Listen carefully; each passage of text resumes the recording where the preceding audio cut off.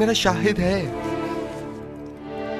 कहाँ है तुम्हारा गवाह? कौन है? अभी और इसी वक्त उसे हाजिर करो। जी जनाब, मैं ऐसा गवाह हाजिर खिदमत करूंगा जो ना मुझे पहचानता है, जो मेरी हिमायत करे, और ना ही बानुकों की दुश्मनी करे। वो तोते की तरह फर फर बोलेगा और ये भी समझ ना पाएगा कि किसके हक में और किसके खिलाफ में बोला है। और कौन है वो? इससे पहले कि सजा पाओ उसे हाजिर करो। मेरा गवाह वो बच्चा है जिसके रोने की आवाज आप सुन रहे हैं। एक नौज़ायदा बच्चा गवाही देगा? वो छोटा बच्चा? इसमें कोई कबाहत नहीं, कहीं के लेकर आए।